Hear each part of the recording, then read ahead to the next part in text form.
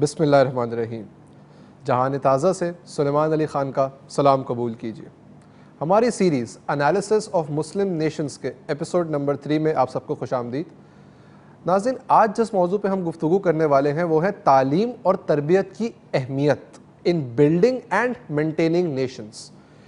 ایک قوم کی سکسیس کی بنیاد رکھتی ہے اس کی تعلیمی قوت، کہ لوگ کتنے تعلیم یافتہ ہیں، کتنے با علم ہیں، کتنے باشعور ہیں، اور اس کے حساب سے وہ کتنے انوویٹو ہیں، کتنے پروگریسو ہیں، اور کس طریقے سے وہ اپنی قوم کی خدمت کر رہے ہیں آگے بڑھنے کے لیے۔ تو اسی موضوع پہ گفتگو کرتے ہوئے ہم چلتے ہیں ہمارے گیسٹ کی طرف۔ السلام علیکم سر۔ وعلیکم السلام۔ تو سر، تعلیم و تربیت کی اہمیت۔ ظاہر ہے کہ اہم ترین دوبارہ آپ نے ایک نقطہ اٹھایا ہے، اور دیکھیے علم کی اہمیت تو اس حدیث پاک علیہ السلام سے ثابت ہے کہ جہاں فرمایا گیا کہ علم حاصل کرو چاہے تمہیں اس کے لیے چین ہی کیوں نہ جانا پڑے۔ تو اس زمانے میں بھی چین ظاہر ہے اتنا ہی دور تھا، اور اس زمانے میں تو جو ٹریول کا طریقہ تھا تو مہینوں لگتے تھے اس سفر میں، تو ایمفیسس اس بات پہ دیا گیا کہ اتنی دور بھی اگر جانا پڑے تو علم حاصل کرو۔ اچھا، اب سوال یہ ہے، ڈیفائن یہ کرنا پڑے گا کہ علم کہا کس کو جاتا ہے، اور پھر ہم آج کے معاملات پہ آتے ہیں۔ بالکل۔ دیکھیے، قرآنی اصطلاح میں اور صوفیہ کرام نے جس طرح علم اور حکمت کو بیان فرمایا ہے، تو علم وہ ہے جو علم نافع ہو، عقل وہ ہے جو عقل سلیم ہو، اور قلب وہ ہے جو قلب منیب ہو۔ علم نافع وہ علم جس سے مجھے اور میرے اطراف میں موجود لوگوں کو نفع، فائدہ پہنچے۔ عقل وہ عقل جس سے سلامتی پھیلے، عقل سلیم۔ اور قلب منیب وہ قلب، وہ دل جو رجوع کرے ہدایت کی طرف۔ ٹھیک ہے، فی زمانہ جو علم ہے وہ علم نافع نہیں ہے۔ کیوں؟ کیونکہ نفع کی ڈیفینیشن ہی تبدیل ہو گئی۔ اب نفع ایک پرسنل چیز کا نام بن گیا، اور علم اس پرسنل نفع کو حاصل کرنے کے لیے ایک ٹول رہ گیا۔ بالکل۔ آپ یونیورسٹی میں پڑھتے ہیں، ٹھیک ہے، میں یونیورسٹی میں پڑھاتا ہوں۔ کنٹمپریری ایجوکیشن جو ہے، رائٹ فرام اسکولنگ کلاس 1 سے لے کے اور 16ویں جماعت تک جب آپ یونیورسٹی سے بیچلرز کی ڈگری لیتے ہیں، یہ جو پوری ایجوکیشن اور اس کا پورا سفر ہے، اس میں آپ بچے کے دماغ میں کیا چیز ڈال رہے ہیں؟ تم ڈاکٹر بنو گے، انجینئر بنو گے، پائلٹ بنو گے، وغیرہ وغیرہ وغیرہ، مارکیٹئر بنو گے، اکنامسٹ بنو گے، یہ XYZ 10,000 نام لیے جا سکتے ہیں، کمپیوٹر سائنٹسٹ بنو گے، یہ بنو گے، وہ بنو گے۔ اچھا، اس میں کوئی حرج نہیں، کوئی بری بات نہیں، یہ سب بننا چاہیے، ٹھیک ہے۔ لیکن علم کا آبجیکٹو روزگار ہے، اور روزگار کا آبجیکٹو پیسہ ہے، اور پیسے کا آبجیکٹو ضروریات زندگی کو جمع کر لینا ہے، اور جب وہ ضروریات زندگی جمع ہو جاتی ہیں تو آپ کے لیے بے معنی ہو جاتی ہیں، کیونکہ آپ کو اب ان سے بڑی چیز چاہیے ہوتی ہے۔ سفر پہ غور کیجئے، یہ جو سیکوینس ہے، ٹھیک ہے، میں نے علم حاصل کیا، بلکہ میں اس کو یوں کہوں گا کہ میں نے تعلیم حاصل کی۔ علم کو تو ابھی ہم ڈیفائن ہی نہیں کر رہے، میں نے تعلیم حاصل کی۔ آبجیکٹو کیا تھا؟ Pure commercial objective. کتنے اسٹوڈنٹس آپ کو نظر آتے ہیں اپنے اطراف میں، بشمول آپ کے، کہ جو علم کو اس لیے حاصل کر رہے ہوں کہ اس علم کو حاصل کرنے کے بعد ان کی خود ہی بیدار ہوگی، ان کی خود آگاہی بیدار ہوگی، اور وہ کائنات میں اپنے مقام کا تعین کر سکیں گے، اور وہ یہ جان سکیں گے کہ میرے رب نے مجھے کس ڈیوٹی کو دے کر اس دنیا میں بھیجا ہے۔ کیا کسی آج کی کنٹمپریری ایجوکیشن یا ریلیجس ایجوکیشن، اسکول کی تعلیم یا مدرسے کی تعلیم کا یہ آبجیکٹو ہی نہیں ہے؟ دونوں جگہوں پہ میں بات کر رہا ہوں، مدرسے میں بھی یہ آبجیکٹو نہیں ہے، اور ماڈرن ایجوکیشن میں بھی آبجیکٹو نہیں ہے۔ ماڈرن ایجوکیشن کا آبجیکٹیو یہ ہے کہ آپ کو ان کی زبان میں اگر میں کہوں تو معاشرے کا ایک کارآمد فرد بنا دیا جائے، کمرشلی وائبل پروڈکٹ کے طور پر آپ کو پروان چڑھایا جائے لیبر مارکیٹ میں۔ ہاں، اور اگر میں اپنے تھاٹ پروسیس کو بھی اس میں انوالو کروں تو پھر میں یہ کہوں گا کہ آپ کو بچپن سے ٹرین کیا جاتا ہے ماڈرن ایجوکیشن سسٹم میں اس طرح سے کہ آپ ایک بہت بڑی مشین کا ایک چھوٹا سا پرزہ بن جائیں، اور وہ پرزہ اس مشین میں ایک مخصوص جگہ پر فٹ ہو جائے اور وہ مشین چلتی رہے، اور اس مشین کے ذریعے جو پیسہ پروڈیوس ہو وہ صرف مشین کے مالکان کے ہاتھ میں رہے، اور آپ کو حصہ بقدر جثہ اتنا ضرور مل جائے کہ آپ کو یہ فیل ہو کہ دیکھو یار میں نے MBA کیا، میں نے انجینئرنگ کی، میں نے PhD کیا، اور دیکھو ماشاءاللہ میں 2.5-3 لاکھ روپے مہینہ کمانے لگ گیا ہوں،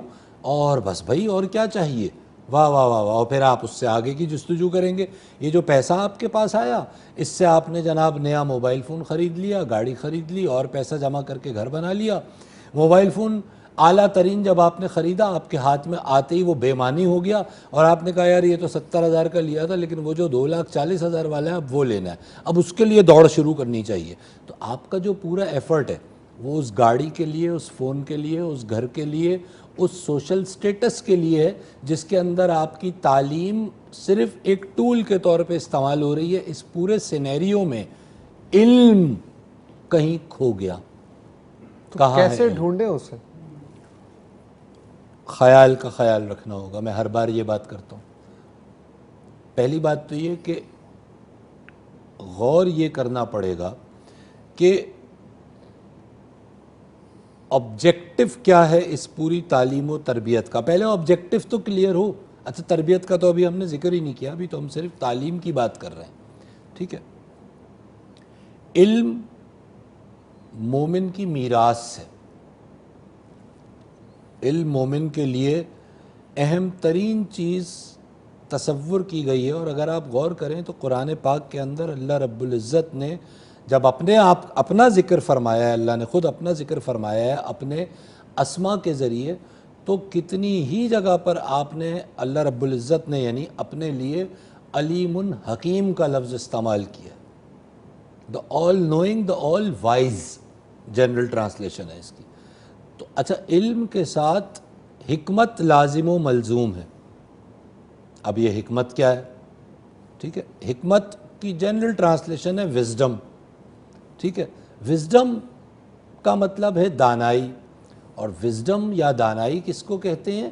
کہ جب میں اپنے لیے اور اپنی انوائرمنٹ کے لیے، اپنی اطراف کے لیے، اپنی سوسائٹی کے لیے، اپنے ملک کے لیے، اپنی دنیا کے لیے مفید ہو جاؤں۔ لیکن یہاں تو میرا فائدہ صرف میری ذات تک محدود کیا جا رہا ہے۔ مجھے جو علم دیا گیا ہے، مجھے جو تعلیم کے مدارج سے گزارا گیا ہے، کلاس 1 to 10، پھر انٹرمیڈیٹ یا اے اور او لیولز، پھر یونیورسٹی، پھر ہائر ایجوکیشن، اس پوری تعلیم کا آبجیکٹیو یہ ہے کہ میں کسی طرح ایک پیسہ کمانے والی بہترین مشین بن جاؤں، اپنے لیے پیسہ کماؤں، اس سے پروڈکٹس خریدوں، ان پروڈکٹس کو استعمال کروں، تھوڑے دنوں میں وہ پروڈکٹس میرے لیے بے معنی ہو جائیں کیونکہ اس سے بڑی پروڈکٹس موجود ہیں، اور میں ان کی جستجو میں لگ جاؤں، اور مہد سے لحد تک، بچہ جب پیدا ہوتا ہے تو پنگوڑے میں ہوتا ہے، پالنے میں ہوتا ہے، وہاں سے لے کے قبر تک میرا یہ سفر صرف اشیاء کے حصول کے لیے رہ گیا ہے۔ اور مزے کی بات کیا ہے کہ چیزوں کو حاصل کرتے جانے کے ساتھ ساتھ میری بے اطمینانی اور بے چینی بڑھ رہی ہے، کم نہیں ہو رہی۔ مطلب ایمان کمزور ہو رہا ہے۔ بے چینی کا مطلب یہی ہے کہ آپ you are not at peace, امن میں نہیں ہے، امن میں نہیں ہے، تو آپ صاحب ایمان اس سے لیول سے نیچے آتے چلے جا رہے ہیں، آپ کا ایمان کا تقاضا کم ہوتا جا رہا ہے۔ آپ تو سر وزڈم جس طرح آپ نے کہا از ویری امپورٹنٹ، اور تعلیم کے ساتھ viewers wisdom is of it most importance. تو جانتے ہیں ایک چھوٹے سے بریک کے بعد کہ یہ وزڈم آخر ہے کیا، اور کیسے اس کو ایکوائر کر کے ہم ایک بہتر نیشن بن سکتے ہیں۔ Stay tuned.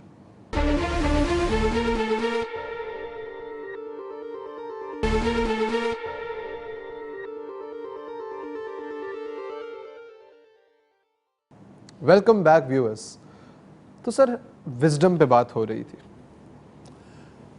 حضرت اقبال فرما رہے ہیں کہ اپنی دنیا آپ پیدا کر اگر زندوں میں ہے، اپنی دنیا آپ پیدا کر اگر زندوں میں ہے، سر آدم ہے ضمیر کن فقا ہے زندگی.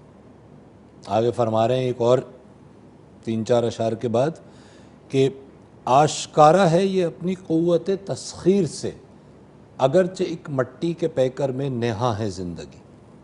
اپنی دنیا آپ پیدا کر، یہ کیا بات ہوئی بھائی؟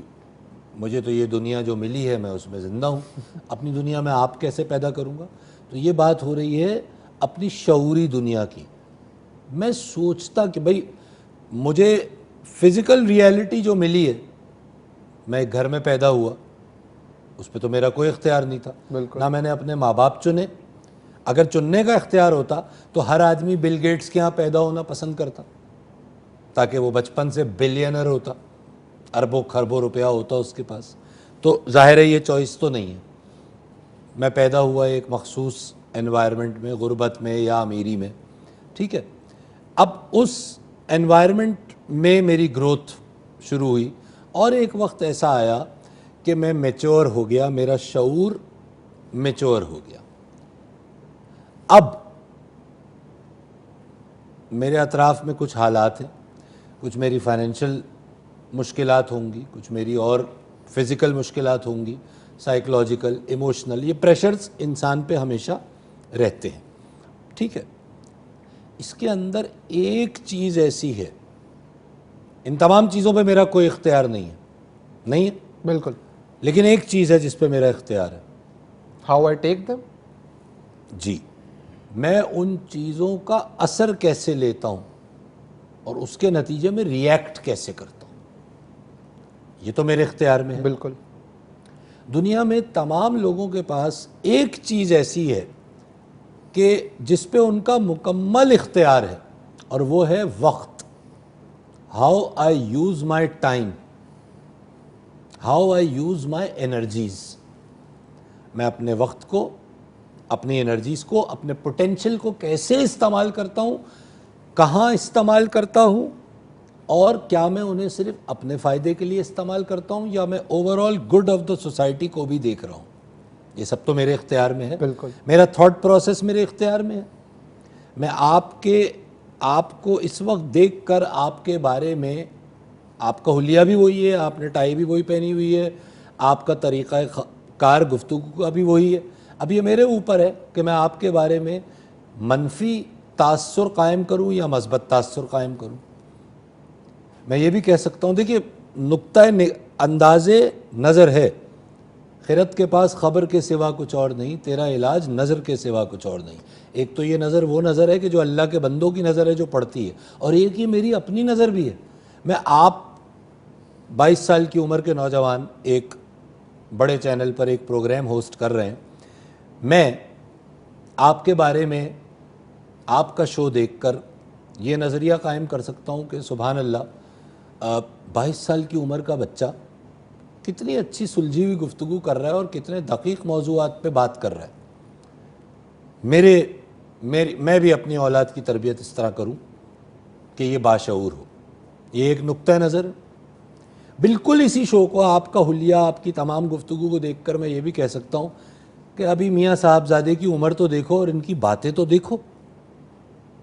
ارے بھائی کچھ پتہ بھی ہے دنیا کا؟ کہاں سے سیکھ لی یہ باتیں؟ ابھی پانی میں جاؤ گے تو پتہ چلے گا. یہ باتیں کرنا تو بھائی بہت آسان. ایک ہی چیز سے دو نقطۂ نظر بالکل الگ الگ، منفی اور مثبت. یہ اختیار کس کا تھا؟ میرا. مجھے کسی یہودی لابی نے کہا کہ یہ نقطۂ نظر اختیار کرو؟ بالکل. یہ تو کوئی سازش نہیں تھی نا، یہ کوئی سازش نہیں تھی. تو پھر یہ کیا تھا؟ یہ میری اپ برنگنگ تھی. اور یہاں رول آتا ہے اب تربیت کا. تو وزڈم ڈیولپ تربیت سے ہوتا ہے. Yes, that is my point. Exactly. اب یہاں تعلیم تو میری جو تھی وہ تھی. دو سملر کوالیفیکیشن کے لوگ ایک کا نقطہ نظر آپ کے بارے میں منفی ہو سکتا ہے اور ایک کا مثبت ہو سکتا ہے، اور ظاہری ڈگری اور اسکولنگ سب کی ایک ہی جگہ سے ہوئی بالکل ہو سکتا ہے. بالکل. تو پھر فرق کس چیز کا؟ تربیت کا. اب یہ تربیت کیا ہے؟ ماں باپ اپنے بچے کی تربیت کرتے ہیں، ٹھیک ہے. وہ تربیت شروع کہاں سے ہوتی ہے؟ ماں کی گود سے، ٹھیک ہے. ایک ماں ہے کہ جب وہ امید سے ہوتی ہے تو وہ اپنے رب کا شکر ادا کرتے ہوئے آنے والی اولاد کے لیے ابھی سے، حالانکہ وہ اولاد ابھی مارز وجود میں نہیں آئی ہے، وہ بچہ ابھی پیدا نہیں ہوا ہے آسان لفظوں میں، لیکن وہ اپنی غذا کا خیال رکھنا شروع کر دیتی ہے، ٹھیک ہے. وہ اپنی نفسیاتی الجھنوں سے چھٹکارا پانے کی کوشش کرتی ہے. اور برسبیل تذکرہ یہ میسیج بھی میں دے دوں کہ جو خواتین امید سے ہوں ان کے لیے کنجینیل انوائرمنٹ پیدا کیا جائے، اور یہ ذمہ داری خاص طور پہ ان کے شوہروں کی ہے، اور پھر اگر وہ جوائنٹ فیملی میں رہتے ہیں تو ان کے ساس سسر دیور وغیرہ وغیرہ جو اور لوگ ہیں، کہ ان خاتون کو ایک کنجینیل ماحول دیا جائے. کیونکہ سائنس ہمیں یہ بتاتی ہے، آج کے علوم ہمیں یہ بتاتے ہیں کہ وہ بچہ جو ابھی پیٹ میں ہے وہ اطراف میں موجود واقعات کا اور باتوں کا اثر لینا شروع کر دیتا ہے. یعنی اس حد تک ایکسپیریمنٹس ہو چکے ہیں کہ حاملہ خواتین کے بچ کو میوزک سنائی گئی اور مسلسل سنائی گئی، تو وہ بچے جب پیدا ہوئے تو وہ دیور میوزک کریٹرز اور وہ سمفنیز بجاتے تھے وغیرہ وغیرہ. میں یہاں یہ نہیں کہہ رہا کہ ہمیں میوزک سنانی چاہیے، میں ایک مثال پیش کر رہا ہوں، ایکسپیریمنٹ کو کوٹ کر رہا ہوں، ٹھیک ہے. تو بات یہ ہے کہ تربیت تو ماں کی گود سے شروع ہو جاتی، بلکہ انفیکٹ ماں کے بطن سے شروع ہو جاتی جب بچہ ابھی مارج وجود میں بھی نہیں آیا، ٹھیک ہے. اس وقت حضرت شیخ عبد القادر جیلانی کی جو والدہ تھیں، وہ جب حضرت غوث پاک ابھی دنیا میں تشریف نہیں لائے تھے، لیکن جب وہ امید سے ہوئیں تو اس کے بعد وہ ان کی کیا بات ہے، لیکن بات کر کے ہی بات سمجھ آئے گی نا. تو ان کا معمول تھا کہ وہ تلاوت قرآن پاک کرتی رہتی تھی، کیونکہ اب سوچیں اس وقت کوئی سائنس نہیں، کوئی یہ نہیں بتا رہا کہ بچے کے اندر کیا اثر پیدا ہو رہا ہے، لیکن یہ وجدانی کیفیت ان کو اللہ کا علم حاصل تھا. اولیاء اللہ نے ان کو یہ سکھایا تھا، اللہ کے بندوں نے یہ سکھایا تھا کہ تمہارا بچہ تمہاری ایک ایک حرکت کو نوٹ کر رہا ہے. تو وہ قرآن پاک کا ذکر کرتی رہتی تھی، ورد کرتی رہتی تھی، آیات کا ورد کرتی رہتی تھی. اب بچہ پیدا ہو جاتا ہے، ہم واپس آج کے اس پہ آتے ہیں. اب تربیت شروع ہو گئی. تربیت کا جو بنیادی عنصر ہے، بنیادی بات ہے سچ اور جھوٹ کی تمیز. یہ مسلمان کا خاصہ ہے. میں سادہ سی بات کروں، 5 سال کا بچہ ہے، 6 سال کا 7 سال کا بچہ ہے، فون آتا ہے، آپ بچے کو کہتے ہیں جی وہ منع کر دو، کہہ دو نہیں ہے، بات نہیں کرنا چاہ رہے تھے آپ بچے کو، آپ موجود ہیں اور آپ منع کروا رہے ہیں، یا گھر کی دروازے کی گھنٹی بجتی ہے، آپ نے منع کروا دیا میں نہیں ہوں، بچے نے منع کر دیا. بچے نے کیا سیکھا؟ This is very natural. جھوٹ بولنا. اور اس نے کہا یار یہ تو نارمل ہے، میرے ماں باپ بھی یہی کرتے ہیں، میں بھی یہی کروں گا. اولاد کی تربیت دنیا کا مشکل ترین کام پتہ ہے کیوں ہے؟ کیونکہ اچھی تربیت کرنے کے لیے والدین کو پہلے اپنی تربیت کرنی پڑتی ہے. میں جھوٹ بولتا ہوں، میرا بیٹا جھوٹ ہی بولے گا، کیونکہ میں نے بچپن سے انسٹل کر دیا اس کے اندر، اس کی عادت کا، اس کی شخصیت کا حصہ بن گیا کہ یار اس بات کو ایسے کر دو، اس کو ایسے کر دو، اس کو ایسے ٹال دو، اپنا راستہ بناتے چلے جاؤ. ابتدا ہو گئی. اگلی چیز، میں نے اپنے اولاد کی خوشیوں کو، یہ ہمارا ٹاپک کیا ہے؟ مسلمانوں کے زوال کے اسباب. آپ کہیں گے یار یہ آپ کیا باتیں کر رہے ہیں؟ بھائی بچہ ہے تو بڑا ہوگا نا. بالکل. زوال کے اسباب شروع ہو چکے ہیں اس کے بچپن سے. آپ جو اس کا مائنڈ سیٹ کریٹ کر رہے ہیں، وہ مائنڈ سیٹ جھوٹ، خوف، لالچ، دھوکہ دہی، ان تمام عوامل پہ بیسڈ ہے. جہاں پہ سر چھوٹا سا بریک لیتے ہیں اور گفتگو کو کنٹینیو کرتے ہیں کہ تعلیم سمجھ میں آتی ہے، اب تربیت بھی سمجھ میں آئی کہ وہ وزڈم کی روٹ بنے گی. اور کس طریقے سے تربیت کو اب بہتر بنانا چاہیے ہمیں تاکہ ہم خود بھی بہتر بنیں اور اپنے آنے والے بچوں کو بھی بہتر بنائیں اور پھر اس پوری قوم کو بہتر بنائیں. تو اس کانورسیشن کو کنٹینیو کرتے ہیں ایک چھوٹے سے بریک کے بعد.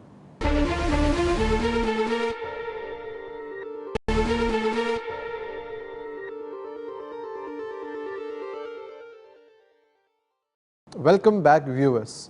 تو سر ہم ابھی گفتگو کر رہے تھے کہ تربیت آخر بچے کی کرنی کیسے چاہیے. دیکھیے بنیادی بات سمجھ آ گئی. بچے کے ساتھ وہ برتاؤ کریں جو آپ چاہیں گے کہ آپ کے ساتھ لوگ کریں, مناسب برتاؤ, ٹھیک ہے. اس کی شخصیت کو نکھارنے اور سنوارنے کے لیے, اور مسلمان بچے کی بات ہو رہی ہے نا, مسلمانوں کی حالات پہ بات ہو رہی ہے نا, تو کتنے مسلمان گھرانے ہمیں نظر آتے ہیں کہ جہاں بچوں کو بچپن سے اللہ اور رسول کی باتیں باقاعدہ گفتگو میں سمجھائی گئیں. اچھا اب چھوٹا بچہ ہے, چھوٹا بچہ بات نہیں سمجھتا, لیکن اگر میں اپنی بیگم سے, ہماری کمیونیکیشن کا موضوع اللہ رب العزت اور حضور پاک علیہ الصلوۃ والسلام کی سیرت ہے, تو بچہ وہ باتیں سن رہا ہے اور ان کا اثر لے رہا ہے. آپ ڈائریکٹلی بچے کو تو نہیں بچپن میں یہ باتیں سمجھا سکتے, لیکن آہستہ آہستہ, بیٹا بیٹھ کے پانی پینا ہے, ٹھیک ہے, آہستہ آہستہ جو سنتیں ہیں حضور اقدس علیہ الصلوۃ والسلام کی, وہ اس کے اندر بلڈ کرنا شروع کریں. یہ آپ ایک مسلمان بچے کو پروان چڑھا رہے ہیں. بہت بڑی ذمہ داری ہے, بہت بڑی ذمہ. ایک تو انسان کا تو بچہ ہے ہی, وہ اس پہ تر رہا امتیاز یہ کہ وہ مسلمان کا بچہ ہے, ٹھیک ہے. اور آپ مومن بننا چاہتے ہیں نا, اپنے بچے کو بھی مومن بنانا چاہتے ہیں, ٹھیک ہے. تو فی زمانہ ہماری اس گفتگو سے نہ تو نظام تعلیم تبدیل ہو جائے گا, بالکل ٹھیک ہے, نہ اسکولوں میں جو ہو رہا ہے وہ تبدیل ہو جائے گا, نہ مدارس میں جو ہو رہا ہے وہ تبدیل ہو جائے گا, لیکن میں اپنے گھر کو تبدیل کرنے پہ قادر ہوں. فی زمانہ آج پہلے سے بھی زیادہ اس چیز کی ضرورت ہے کہ میں اپنے بچے کے ذہن میں دین کی صحیح تصویر کھینچوں. اور دین کی صحیح تصویر دین کا ظاہری حلیہ نہیں ہے, صرف حلیہ اپنی جگہ شاید کسی کے لیے اگر اہم ہے تو وہ حلیہ کو بھی اپنا لے, لیکن ظاہری حلیہ کہ دین آپ علیہ الصلوۃ والسلام کی جو شخصیت اور ان کی سنت کے جو وہ پہلو ہیں جن سے وہ انسانیت کے ساتھ کنیکٹ ہوتے تھے. آپ نرم لہجے میں گفتگو فرماتے تھے, آپ کسی کا دل نہیں دکھاتے. یہ آپ نے اپنے بچے میں انسٹال کرنا ہے. اور وہ کیسے کریں گے آپ؟ پہلے خود اپنے اوپر کرنا پڑے گا. میں دن رات اپنی بیوی سے لڑتا رہتا ہوں, یا میری بیوی دن رات مجھ سے لڑتی رہتی ہے. ہمارا اپنے اطراف کے لوگوں کے تمام رشتہ داروں کے بارے میں ہم منفی خیالات رکھتے ہیں, بد کلام ہیں, بد کلام ہیں, بد لحاظ ہیں, بدتمیز ہیں. ہمیں دنیا کی ہر چیز میں عیب نظر آتا ہے. اور بچے کو ہم ظاہری طور پہ کہتے رہتے ہیں کہ بیٹا اچھی باتیں کرنی ہیں, باہر کسی سے جھگڑا نہیں کرنا, لیکن وہی بچہ جب اسکول میں کسی سے ایک مکہ کھا کے آتا ہے تو ہم کہتے ہیں بیٹا کل جا کے 2 مارنا. یہ نیچرل آپ کیا بلڈ کر رہے ہیں, ٹھیک ہے. آپ نے بچے کی قوت ہے, آپ اس کو یہ بھی بتا سکتے تھے کہ بیٹا اقدار ہماری یہ کہتی ہیں کہ اسٹرانگ رہو, آئندہ اسے مکہ نہ مارنے دو, لیکن اسے مارنا نہیں, پہلے پیار سے سمجھاؤ, پہلے اس سے بات کرو. یعنی دا پوائنٹ از کہ یہ آپ ایک مسلمان شخصیت پروان چڑھا رہے ہیں, ٹھیک ہے. قرآن فہمی, قرآن کی آیت, ایک آیت چھوٹی سی بات لے لی, بچے کو سمجھانا شروع کی, ایک وقت کے بعد وہ اس کو سمجھنا شروع کر دے گا. یہ ہے کیریکٹر بلڈنگ, آہستہ آہستہ یہ اس کے اندر وزڈم آ رہی ہے, اور یہ چیز آپ اس کے اندر انسٹل کر رہے ہیں. ہو ہی نہیں سکتا کہ وہ بچہ جب 20, 22, 24 سال کا ہو تو اس کے اندر, کیونکہ یہ جو اس کے لاشعور میں آپ نے بٹھا دیا ہے, یہ اس کی پوری زندگی کی پروگرامنگ آپ نے کر دی ہے, and this programming can not be changed. اور یہی علم نافع کی وجہ بھی بنے گی کہ جب وہ اس وزڈم کے ساتھ, اس اپبرنگنگ کے ساتھ علم کو حاصل کرے گا تو وہ صرف پھر پروفٹ اینڈ لاس کو نہیں دیکھے گا, ویژن, وہ وزڈم سے وہ ویژن کریٹ ہوتا ہے. بے شک وہ آپ کے اس تعلیمی نظام کے اندر رہتے ہوئے علم حاصل کرے, ایکسل کرے گا. ہاں, میں تعلیمی نظام کی خرابیوں پہ نہیں جانا چاہ رہا, اس کا فائدہ کوئی نہیں. بااختیار نہیں ہے. 500 خرابیاں گنوا دوں, دین واٹ. ہم تو وہ بات کریں کہ جی مجھے کیا کرنا ہے.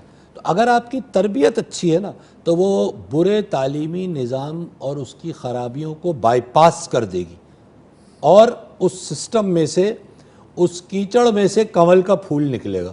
واہ, کنول کے پھول کو جانتے ہیں آپ؟ لوٹس. لوٹس, لوٹس کے بارے میں آپ کو پتہ ہے کہ لوٹس کیچڑ میں ہوتا ہے، یہ پتہ ہے آپ کو؟ جی لوٹس کیچڑ میں ہوتا ہے، گندے کیچڑ والے پانی میں خوبصورت پاک، دنیا کے ہر مذہب میں لوٹس کو پاکیزگی کی علامت سمجھا جاتا ہے. وہ اپنے آپ کو صاف رکھتا رہتا ہے. وہ اپنے اوپر پانی اور جو شبنم اس پہ گرتی ہے نا، وہ ہر وقت متحرک رہتا ہے، اور اس کے اللہ نے یہ سسٹم رکھا ہے کہ وہ اپنے آپ کو صاف کرتا رہتا ہے.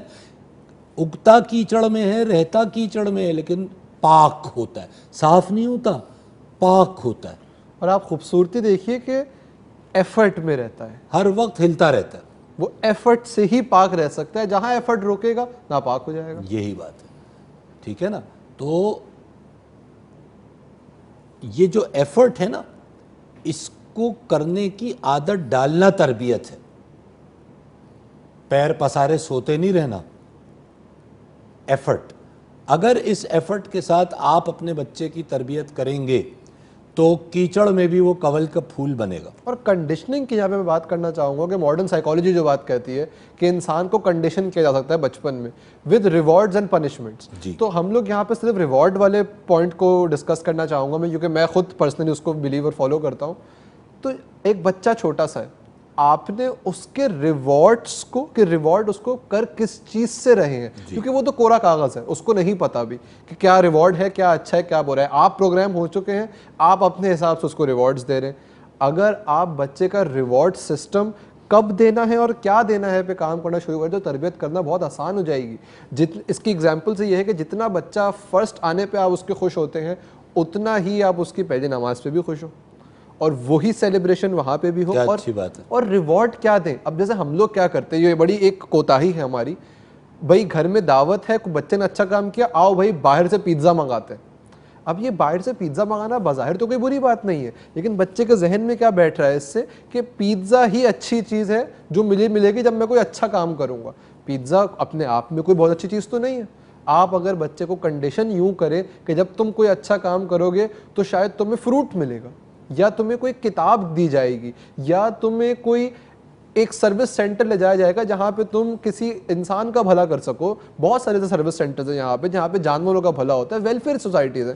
کہ یہ کام یہ اس کو ریوارڈ میں کنورٹ کر دیں. اس کو ہم لوگ اپنی اوبلیگیشن یا ایک نیگیٹو کونوٹیشن لیتے ہیں کہ ہم نے احسان کیا کسی کی مدد کر کے. سلیمان دوسری بات یہ ہے کہ ہم نے چلے ریوارڈ بہت امپورٹنٹ ہے، لیکن ہم نے مثال طور پہ ہم بچے کے لیے مسلمان کی اپ برنگنگ کی بات ہو رہی نا، زوال کے اسباب ڈسکس ہو رہے ہیں نا، تو زوال کو عروج میں بدلنے کے لیے مائنڈ سیٹ بدلنا ہوگا. اور مائنڈ سیٹ آپ ایک نئی جنریشن کا بدل سکتے ہیں، پرانی جنریشن کا عموماً مائنڈ سیٹ بدلنا بہت مشکل بات ہوتی ہے.